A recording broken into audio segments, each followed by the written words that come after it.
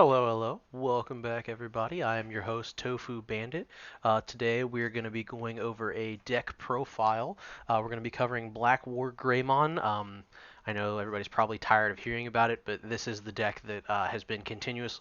This particular build has been continuously performing at my locals. I've been taking first and or second the pretty much every time I've gone over the last couple weeks.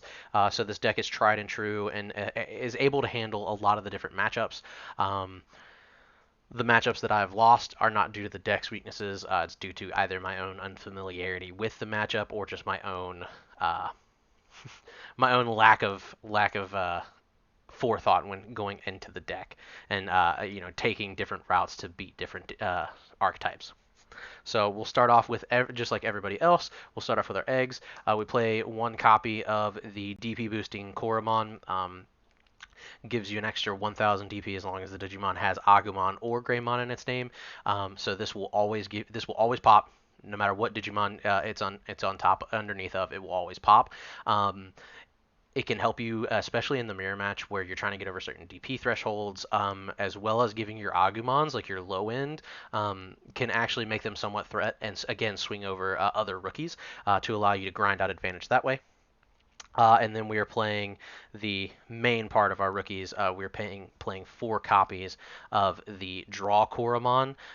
Whenever this Digimon, as long as this Digimon has a Greymon or Omnimon in its name, when attacking once per turn, draw a card. It's draw power. You can't go wrong with draw power. It's still the strongest egg in Koromon. If it wasn't, we'd probably be running the black base. But this right here, along with some of the other Agumons that are red, that's the main reason why it's always stayed a red base, even with the black Agumon archetype. That'll finish up for the eggs. Next, we are playing two copies of the starter deck Agumon, the one that gives a DP boost of plus 1,000 when it's your turn. Again, it's just a DP rookie that can allow you to swing and safely into security, hit certain DP thresholds that you need to hit, as well as in the mirror. This isn't always the card you want to see, but it's really good to have. I like having it as a 2 of. Next up, we will be having four copies of the promo Agumon that, as long as this Digimon has Greymon in its name, it gets plus 2,000 DP. So again, everything that's a Digivolved on top of this will always have the DP boost. Because, funnily enough, this deck is actually not running Omnimon. Spoiler alert. But this card is so incredibly important in every matchup, especially since you feel like 13k is really really strong, but like it's not really it's not as game breaking or as hard to beat as possible because like there's 15k's running around in security all the time, so like you need to make sure that you hit that threshold.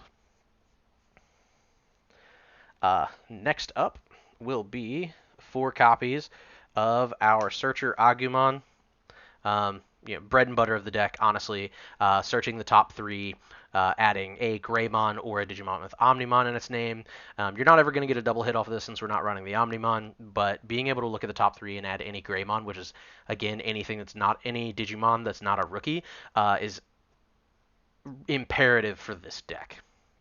Now, you may wonder why I'm running this one, since I'm not running the Omnimon, why I'm running this one instead of the Black Agumon, and that's because of the level 4s. They wouldn't be able to Digivolve on top of the Black Searcher. Even though I would get more value out of the Black Searcher, the Red Searcher enables me to Digivolve on top of it, which is necessary. Then the last of our rookies are going to be four copies of Agumon X Antibody. Same thing, allowing you to search the top of your deck, add a Digimon with Greymon or Omnimon in its name, and the X Antibody option, which is insane. Again, facilitating all kinds of different plays, being able to Digivolve on top of any of the other rookies for free, gaining additional card advantage as well as search. Insane. This card's insane and invaluable to the deck. Now on to the level 4s. The level 4s is kind of where we get a little toolboxy. We're going to be playing two copies of the Greymon that gives Blocker as an inheritable as long as you have a red Digimon in source. I know a lot of decks are playing more copies of this, but I found that like with the way your top end shapes out, you don't need to have Blocker as much, and more often than not, I find myself Digivolving the Blocker on the field and then just Digivolving Greymon X or a Metal Greymon on top of this just to have another a blocker outside of my top end on the field, so I don't necessarily need to see this all the time. Next up is going to be two copies of Starter Deck Greymon. It's been a staple in Greymon and Red decks in general since its creation. Just having an inheritable that gives security attack +1, just allowing you to get additional checks into a security is insane, and especially when the BlackWargreymon deck is such a grindy deck and just trying to like grind out advantage over several turns, getting additional chip in with even if you have this off to the side as like a secondary one and you go into Greymon X over here off of your main stack, that can allow you to really close out a game. Uh, Next up is going to be two copies of the DP boosting Greymon. When digivolving, as long as the Digimon has Agumon in its sources, not the Agumon X. It has to have a pure Agumon in its sources. So if you digivolve this on top of an Agumon, you'll still get it. But if you hard play this and digivolve it on top of this, you won't get the memory back. But still, being able to digivolve for one is really, really good for being able to extend plays. And then again, just like with some of the other DP stuff, giving an additional 2k DP always helps, being able to swing over and hit again certain DP thresholds that allow you to just be able to swing over some of the stuff that you normally wouldn't be able to, or hit certain numbers for your middle to low end. Like, with a Greymon X on top of it, all of a sudden is an 8K level 4, and that's something that a lot of players have to answer pretty quickly. And next up, we are running 4 copies of the Greymon X. I am aware that this card is becoming limited to 1. I do have I will be covering some of the stuff that you can swap out at the end for the cards that get limited, and how to readdress some of the situations as far as deck building around those limitations. But at least until April 1st, we are running the 4 copies. Digivolving for 3, if you don't have a Greymon underneath, is not ideal and can sometimes put you in a hole, but it's sometimes necessary. But it does have the your turn when you would digivolve into a multicolored Digimon, you reduce the cost by 1 for each of its colors. So your Metal Greymons that normally cost 4 instead cost 2, which allows you to go into your Mega without passing turn, or just digivolve into your level 5 without passing turn, which is extremely important for this deck. And then it also has the inheritable of your turn, all turns, sorry, whenever this Digimon would be deleted or returned to the hand or deck via an effect, you can send one of your X antibody options that's attached to this to the bottom of your deck to prevent that. So obviously, it's a attach one at a time, but being able to have that one-time protection can, forcing your opponent to spend two removal resources to get rid of a body can sometimes just not be possible for a deck. So, that right there can be just backbreaking. That's going to do it for the level 4s. Next up, we'll be on to the level 5s. We are going with 3 copies of Metal Greymon. This is going to be the dual color one from BT8. When digivolving, de-digivolve 1, and then delete a Digimon with 3,000 DP or less. The deletion part is probably not going to happen very much, but this card is 100% necessary in the mirror match, being able to de-digivolve your opponent's Megas down to a level 5, and can also help you get over pesky Megas that might be over DP thresholds, bringing them back down. Same with like your Jesmon matchups and stuff. If they go Jesmon GX, bringing them down to a Jesmon will allow you to kind of potentially be able to swing over them. Which goes hand in hand with its inheritable of your turn. While this Digimon has Greymon in its name, or sorry, Dragonkin in its type, Dragonkin or Machine in its type, it can swing over unsuspended Digimon, which is really, really good. It allows your Megas to clear board consistently every turn, which is extremely important. Next up, we are running 2 copies of Metal Greymon Alteris mode, just really hitting down on the redundancy of protection and having multiple layers of protection on our Digimon, because the harder you make it for your opponent to get rid of your bigger body, the less likely they are to be able to do so. So, with this and a Greymon, that's a minimum of 2, potentially more layers of protection.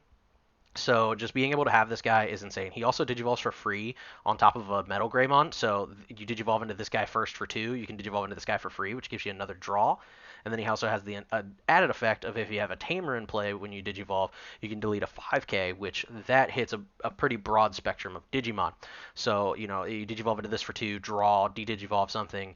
If it's a level 5, you potentially put him in range to be deleted by a Metal Greymon that you can digivolve for free. And then also, while this card is out on the field, his name is treated as Metal Greymon, which is extremely important for the next part of our level 5s. Which is 3 copies of Metal Greymon X Antibody. I'm not maxing out at 4 for any of these, mainly because I like having the variety and having the layer of protection with the Alteris modes.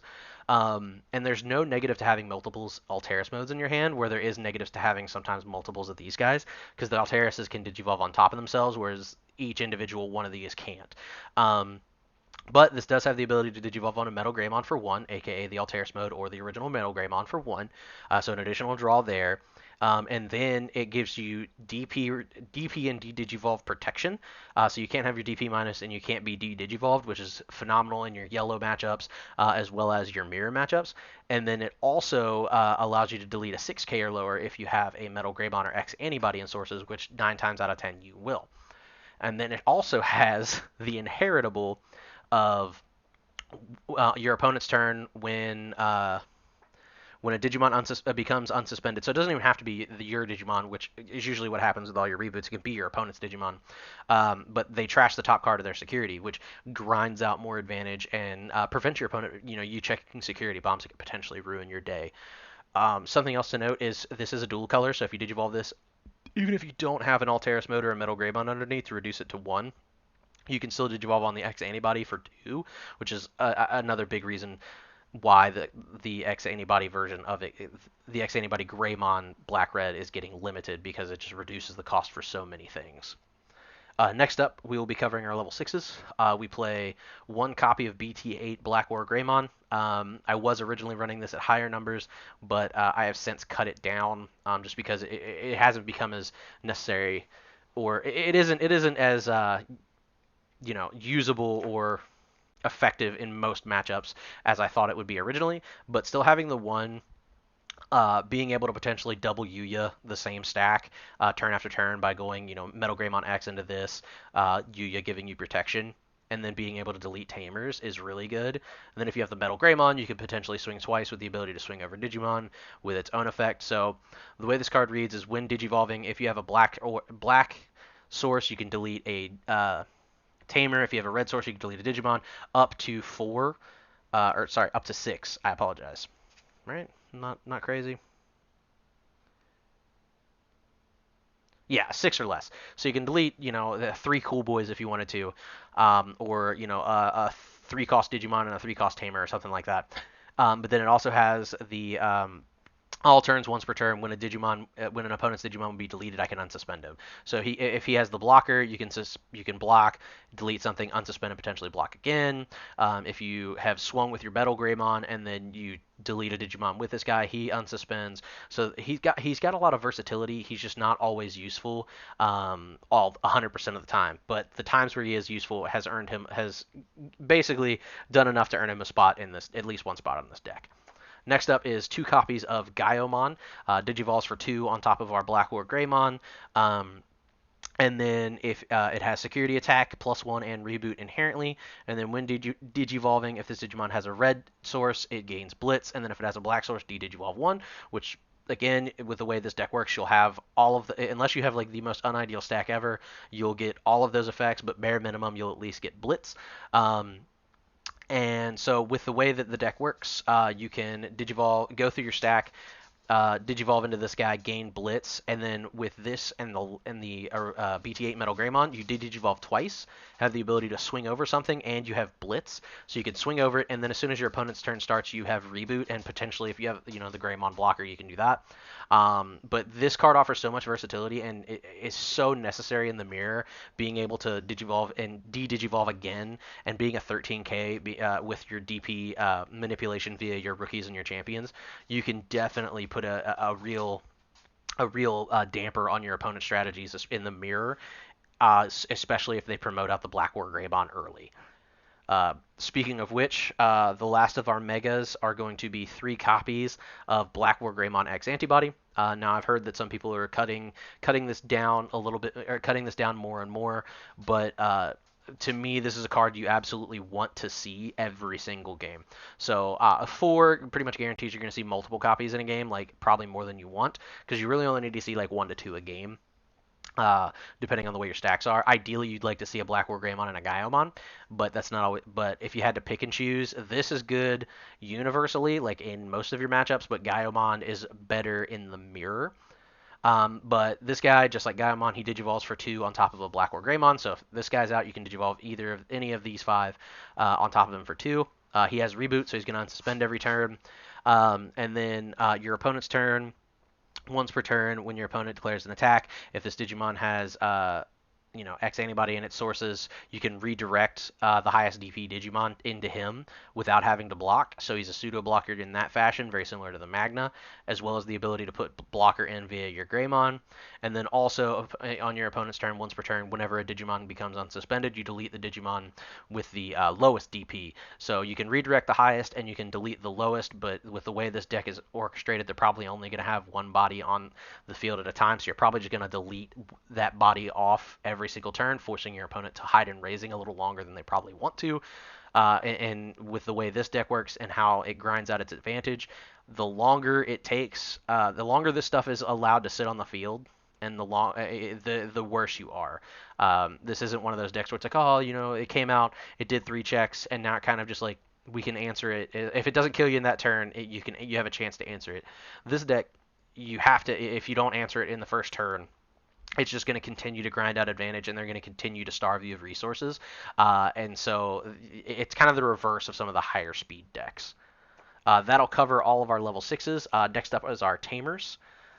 We are playing 3 copies of the Coolest Boy. No explanation necessary, but I'm going to give you one just in case you're new. On play, reveal the top 3 cards of your deck. Add 1 Digimon with X antibody and its traits, and 1 option card, 1 X antibody option to your hand.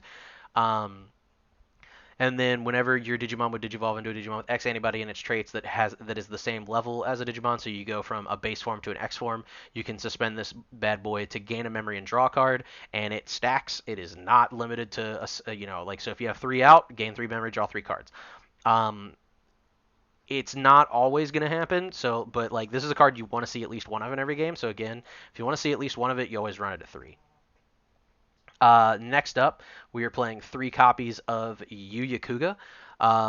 He's a memory setter, so he starts you at 3, which is incredible for how memory hungry this deck can be sometimes.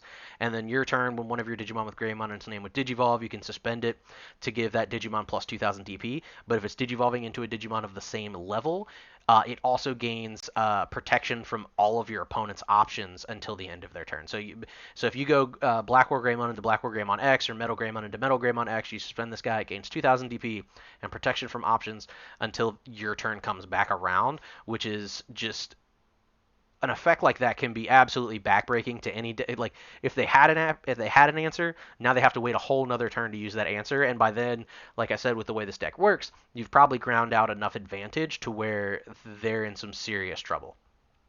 Again, we run 3 copies of it because we want to see at least one. And with the way the effect works, you might not be able to give multiple layers of protection. Like you can't be like, all right, he's immune to options for 2 turns. But each one of these is a plus 2,000 DP minimum. And it's single target. So if you go Metal Greymon to Metal Greymon X, suspend. If you have another copy and another copy of Metal Greymon, you can go into another X and give that one protection from options. So like you can stack it multiple ways or give multiple things plus 2,000 DP, and for that reason, you don't mind to have multiple copies. Where some tamers like they lose their use after having 1 copy out. Next up, we will be covering the last bit of our deck, which is our options. We'll start off with the most important option, I would say, the X antibody option. This gives pretty much everything in our deck pseudo blitz, being that if a Digimon, you can activate this if a Digimon doesn't have an X antibody already in it, so you can just pay 0, attach this to the bottom of a Digimon stack that doesn't already have the X antibody option in it.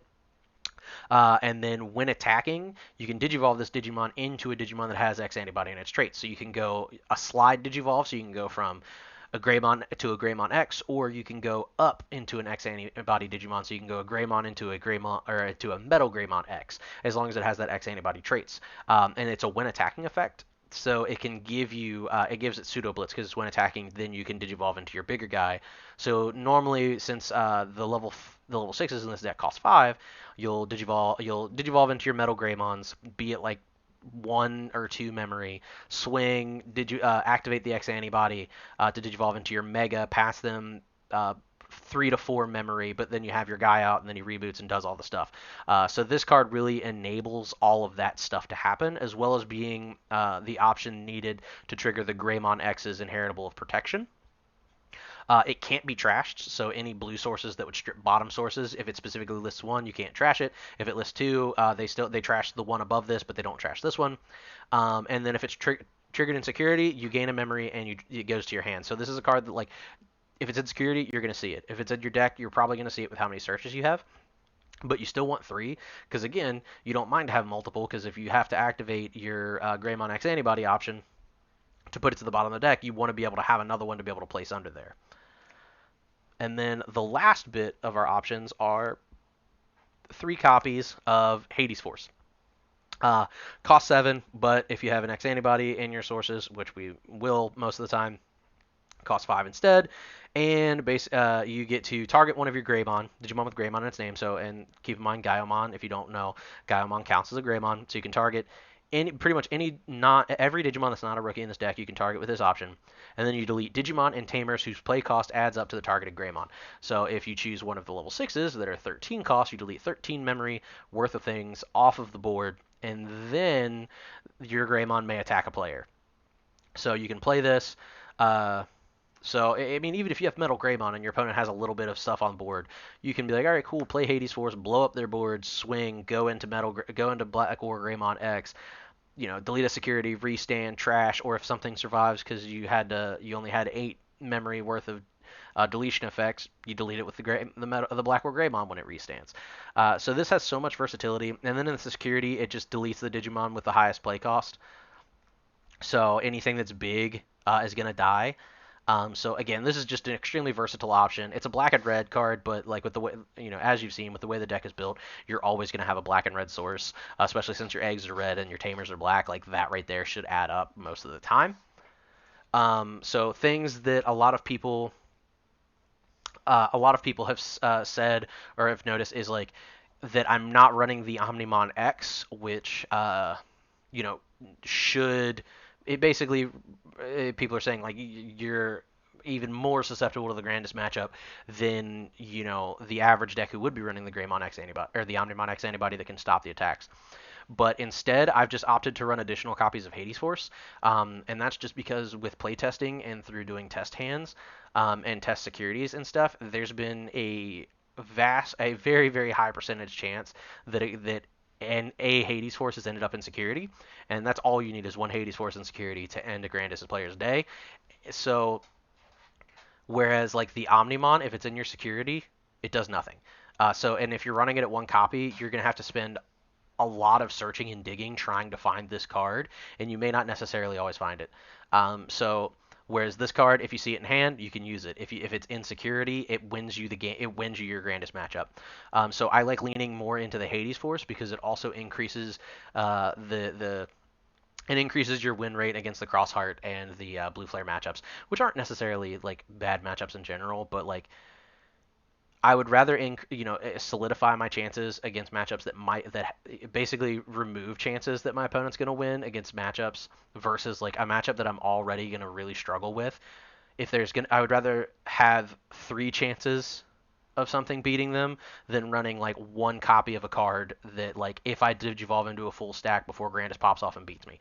So I think that's a much more reliable option rather than running like 1 to 2 tech cards that might maybe happen. Funnily enough, RNGesus, you're praying that one's in the security, but it's at least in my testing, it's much more likely to have one of these 3 cards in your security versus seeing 1 copy of Omnimon and then building your whole stack out before Grandis swings on you. And then, so come April 1st, when this deck deals with its limitations, and you're no longer able to run the Greymon X.